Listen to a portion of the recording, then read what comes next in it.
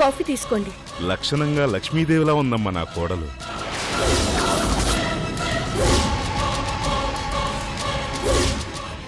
ఎల్లుండి ఉదయం 11:12 నీ చేత నా కోడలి మెళ్ళో తాళి కట్టిస్తాను.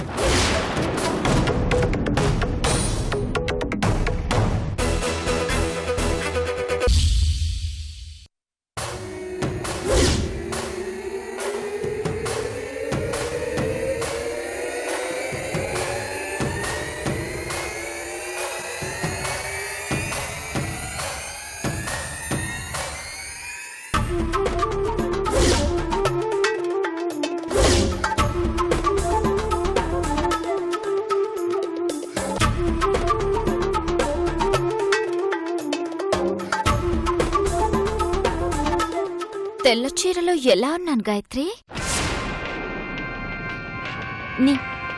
మన కిరణ్కి నచ్చుతాను.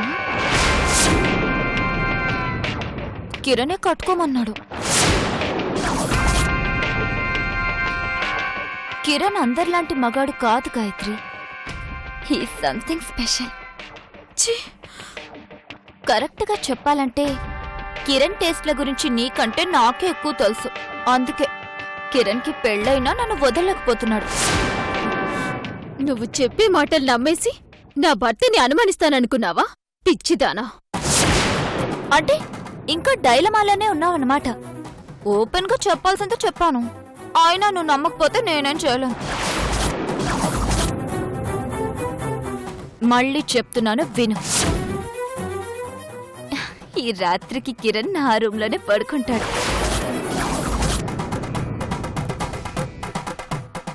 ఈ మల్లె పువ్వులను నలిపేస్తాడు.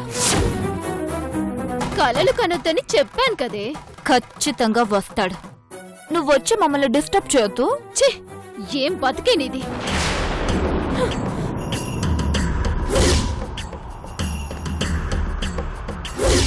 ఈ రాత్రి నీకు నరకమే గాయత్రి.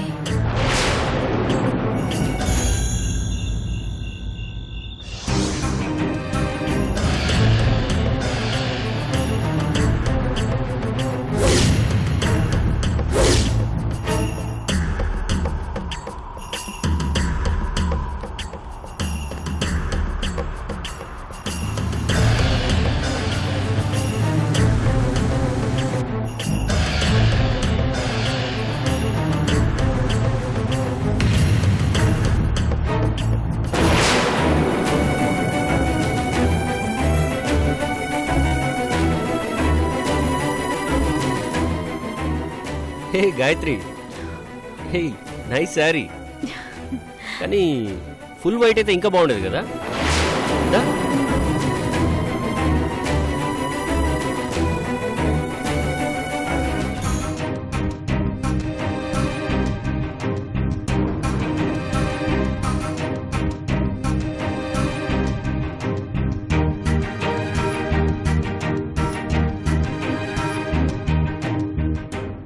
ఈ రాత్రికి కిరణ్ నా రూంలోనే పడుకుంటాడు.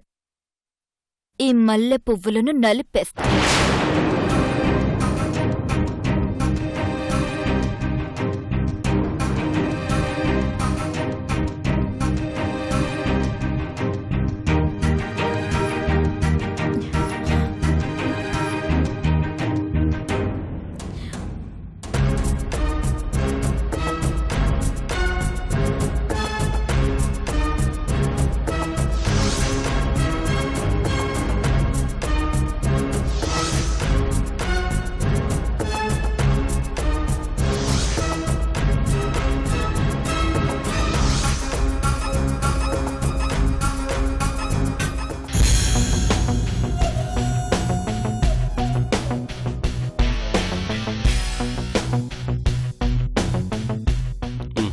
పద్మ, నిహార్కి నిద్రపోతుందా?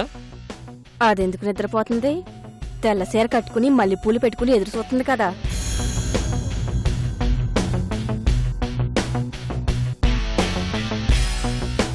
పద్మ, నిన్నే అడుగుతున్నా. నిద్రపోతున్నట్టున్నారండి. అవునా?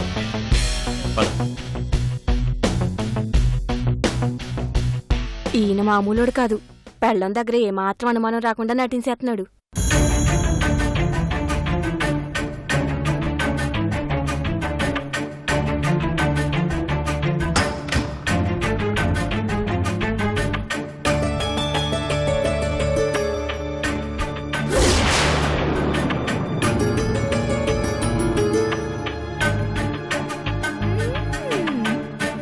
పోవే.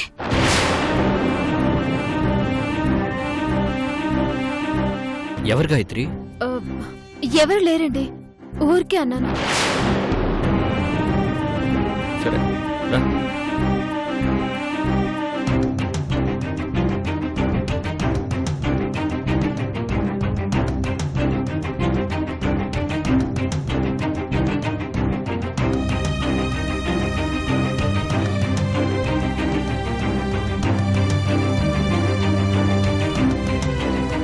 కర్మ కర్మ.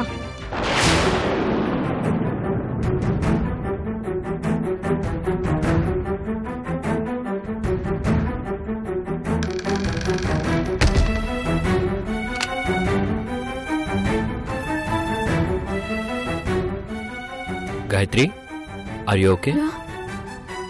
ఎందుకలా అడిగారు? వచ్చినప్పటి నుంచి అబ్జర్వ్ చేస్తున్నాను, నువ్వు చాలా డల్ కనిపిస్తున్నావు. అలాంటిదేం లేదండి. నిజంగానా?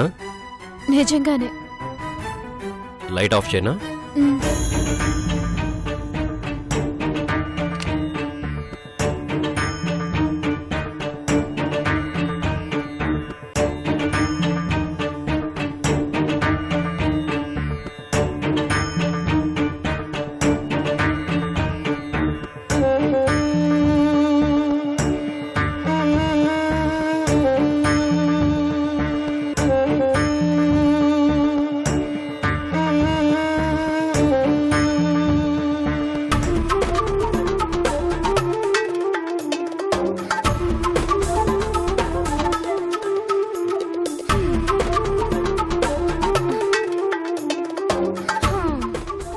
ఇప్పుడేమో గాయత్రం గదిలో పడుకుంటాడు. సరిగ్గా 1 గంట కాగానే దాని గదిలోకి వెళ్ళిపోతాడు. ఒక టికెట్ మీద 2 సినిమాలు చూపెత్తున్నాడు.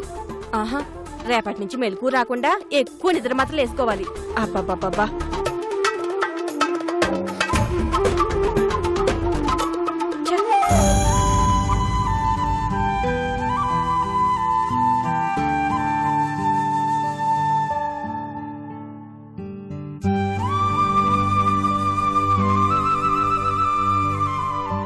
ఏంటి అలా చూస్తున్నావు? ఎందుకో చూడాలనిపిస్తుంది. రాత్రంతా ఇలాగే చూస్తూ ఉంటావా?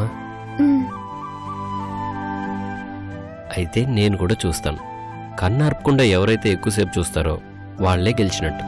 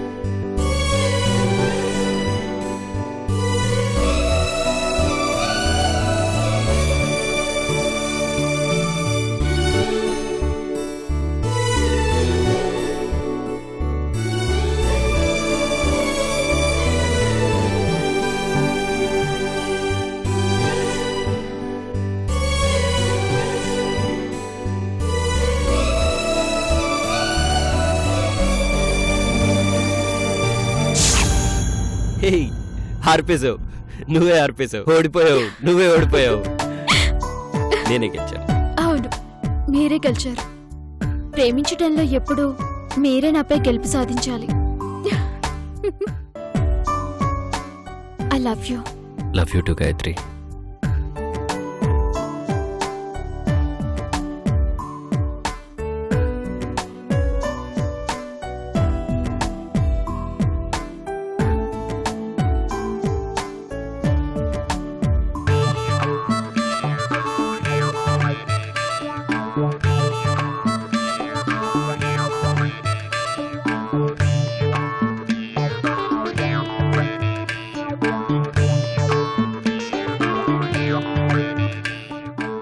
ఈ రోజు రాత్రి ఏదోటి జరగడం మాత్రం ఖాయం.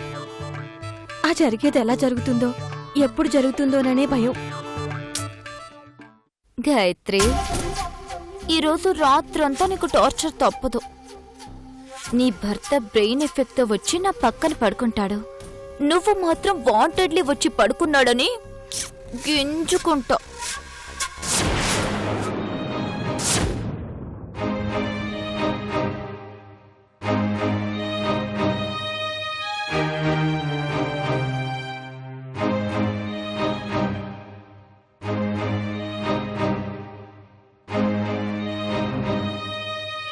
ఈ రోజు రాత్రి 1 గంటకు నీ భర్త నా రూమ్ లోకి వస్తాడు.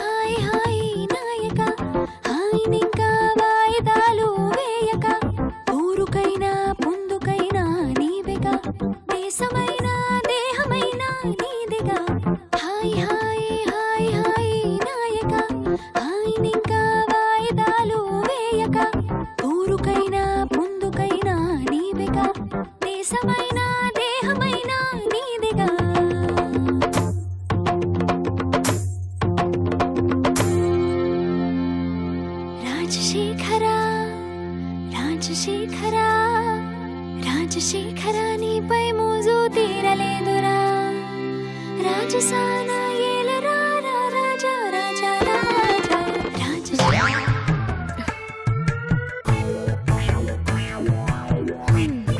ఒకరివేమో హుషారైన పాటలు, మరొకరివేమో ఏడుపు పాటలు.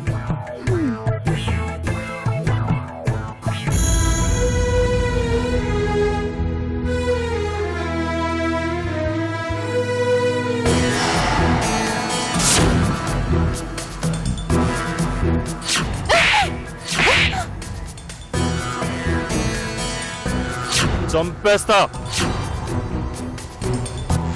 ఇంకోసారి శ్వేత జోలికెళ్ళదు.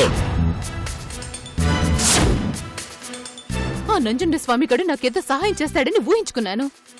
నా పగని వాడి ద్వారా తీర్చుకుందామని ఇన్ని రోజులు ఎదురు చూసి చివరికి వాడి చేతులు చెంపదెబ్బ తినాల్సొచ్చింది. శ్వేత కడుపులో పెరుగుతున్న పిండం అభిబావది కాదని తెలిసినా ఏం చేయలేకపోతున్నాను. పరిస్థితి చేయి దాటిపోకముందే ఏదో ఒకటి చేయాలి. అవును, అవకాశం నా చేతులు దాటిపోకముందే ఏదో ఒకటి చేయాలి. ఈ ఇంటితో నాకున్న సంబంధాన్ని తెంచుకోవాలి. అసలు ఆ శ్వేతకి నంజుండికి సంబంధమేంటి? అదొక రేపైపోయిన అమ్మాయి, వాడొక లంచుకుండి పోలీస్. ఆ ఇద్దరి మధ్య అన్నా చెల్లెల సంబంధం ఎలా ఏర్పడింది? దాని మీద వాడికి అంత ప్రేమ ఎలా పుట్టుకొచ్చింది? నువ్వు నేను కలిసుంటేనే నాకెంతో ఇట్టం, నువ్వు నేను మనమైతేనే ఇంకెంతో ఇట్టం. నేను నిన్ను ప్రేమించానని నువ్వు నన్ను ప్రేమించావని తెలిసాక నువ్విక్కడుండి నేనక్కడుంటే ఎంతో కట్టం. ఏంటే ప్రేమంటున్నావు మన మీదనా? అవును, అలా పెట్రూపు తగిలిదెల్లగైపోయింటే నా మీద బెంగా? నువ్వింకా బతికే ఉన్నావా? అదేంటే పతిదేవుని నెట్టుకుని అత్తమాట నిజవా? కనిపించి చాలా రోజులైంది కదా, పోయావనుకున్నాను. ఈ బుల్రాజు గడికి బ్యాడ్ టైం నడుతుందని సిలక సోసి కూడా చెప్పాడు. అందుకే గడ్డం పెంచుకుని ఊళ్ళంటా తిరుగుతున్నాను. లేకపోతేనా అలా వెళ్ళి సన్యాసుల్లో కలవలేకపోయావా? కలిసిపోయేవాడినా. కాకపోతే ఈ లోపు మా నంజుండ బావా అర్జెంటుగా ఫోన్ చేసి కలవమన్నాడు. కలిసిన వెంటనే చెవులో అమృతం పోసే వార్తోడు చెప్పాడు. ఒరే బుల్రాజు, నా సెల్లికాని సెల్లిని ఒక్కటి పీకి బుద్ధిగా బుల్రాజుతో కాపురం చేసుకో అని చెప్పాను. అంచేత నువ్వు ఆలస్యం చేయకుండా వెంటనే నీ కాపురం నువ్వు చేసుకో అని చెప్పాడు. దాంతో అక్కడ ఎగిరిపోయాను, ఇక్కడ వాలిపోయాను. అన్నీ రెడీగా ఉన్నాయి. మరే మన ఫస్ట్ ఎయిడ్ మొదలెడతావా?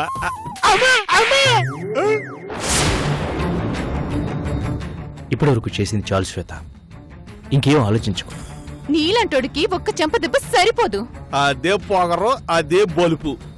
ఆ పోలీసోడు చెప్తే నువ్వేదో మారుంటావు అనుకున్నాను కానీ ఏ మార్పు లేదు. నేను అనుకున్నది జరిగేంత వరకు నాలో ఏ మార్పు ఉండదు. ఎవడో గొట్టం గోవిందరావు చెప్పాడని ఎగేసుకుంటూ వచ్చి పిచ్చి వేషాలు వేశావంటే చంపి పారేస్తాను.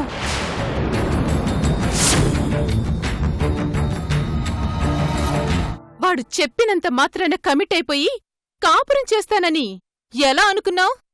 అది ఎప్పటికీ జరగదు. ఎల్లుండి మనమందరం పెళ్లికి వెళ్తాం, కానీ మనం మాత్రం తిరిగిరాం. అట్నుంచటే వెళ్ళిపోతాం. పండగ నాడు ముగ్గుల పోటీలో నా మీద ఇంట్లో వాళ్ళందరికీ అసహ్యం కలిగేలా ఎలా ప్రవర్తించాను, వజ్రముని కొడుకు పెళ్లిలో కూడా అలాగే ప్రవర్తిస్తాను. అవసరమా అని అడుగుతున్నాను. తాడి కట్టిన మొగుడు ఇదిగో ఇలా రేవులో తాడి చెట్లాగా ఎదురుగా ఉంటే తెంగరదానిలాగా చేసుకుంటావేంటే? మొగుడా మునక్కాయ అలాంటి ఆశలు వదిలేసుకో. ఈ 2 రోజులు నీ పెళ్ళాన్ని, ఆ తర్వాత అభిబావకి భార్యని.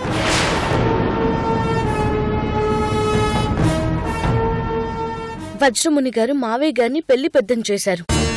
ఆ శుభకార్యాన్ని అవకాశంగా తీసుకుని 10 మందిలో కుటుంబానికి అవమానం జరిగేలా ప్రవర్తిస్తే మావయ్య గారికి కోపం వచ్చి నన్ను ఇంటి నుంచి బయటికి గంటేస్తారు.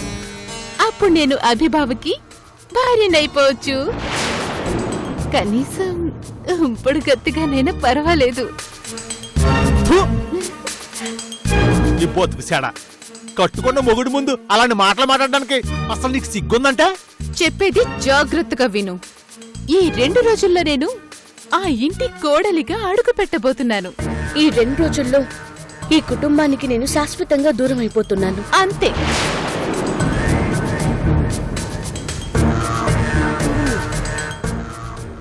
దీనికి దీని అమ్మలా కోమ తప్పిలా లేదు. ఎప్పుడైతే సుభిక్షమ్మ గుడిలో కాలు పెట్టగానే దీపం మారిపోయిందో అప్పుడే ఆ దేవత నన్ను బయటికి గెంటాలని నిర్ణయించుకుంది.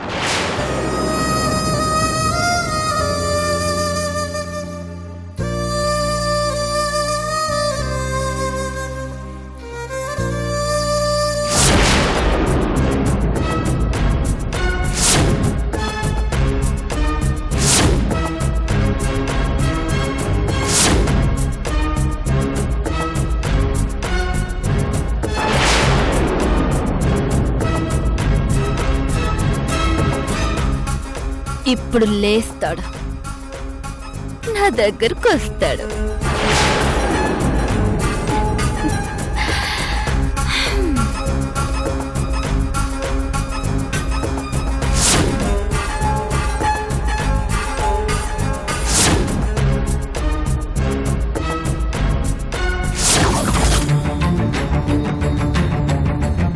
కిరణ్, రే కిరణ్, లేరా? రే నిన్నే, నన్ను ఒంటరిగా వదిలేసావేట్రా? రా కిరణ్, లే.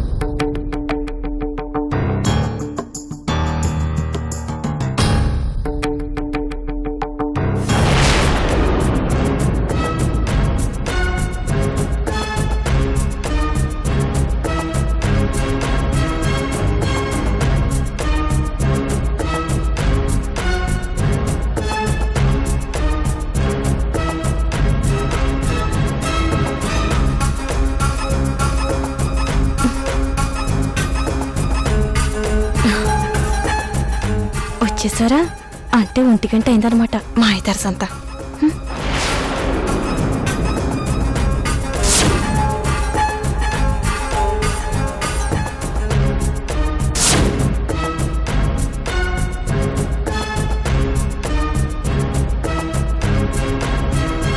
మంచినీళ్ళు తాగడానికి ఫ్రిడ్జ్ దగ్గరికి వెళ్తున్నారా లేకపోతే నిహారిక దగ్గరికి వెళ్తున్నారా?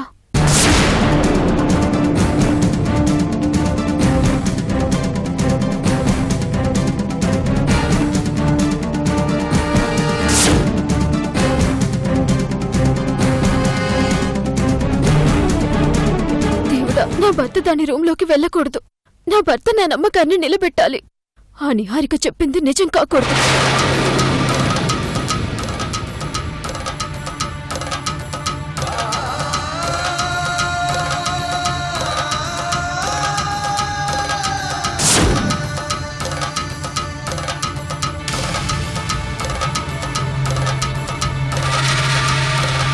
ఈ పాటికి రావాలే.